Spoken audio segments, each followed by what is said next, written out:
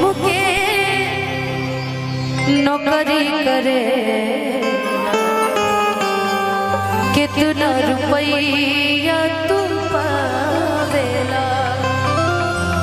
ए सैया जी ए राजा जी ए सैया जी ए राजा जी याद बहुत तू आवेला छोड़ी के हमके नौकरी करे कितना रुपया तू पावेला ए सैया जी ए राजा जी ए सैया जी ए राजा जी याद बहुत तू आवेला याद बहुत तू आवेला फुर्सत न मिले सैया लिखे पतिया ड्यूटी से अवते तू धोले न कटिया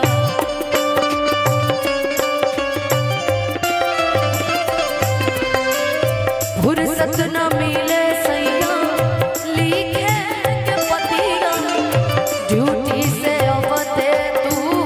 धोले न कटिया जैसे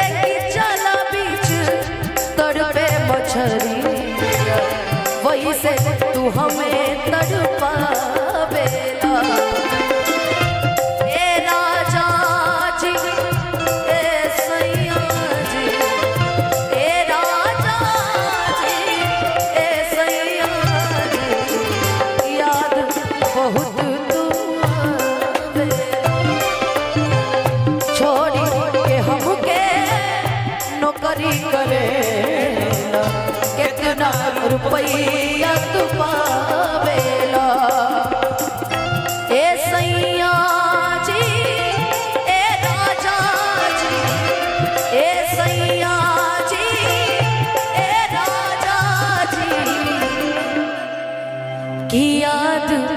बहुत तू आवेला पता ना काहे ये मंच बहुत सारा कलाकार के है और अब मंच पे अब कार्यक्रम में ज्यादा मजा है कैसे कि अब सब क्यों फ्री हो जाए लेकिन एगो लाइन जा तारा जरूर कहें पलट जाए करके तो इहो दिले के मरीज है जी बाकी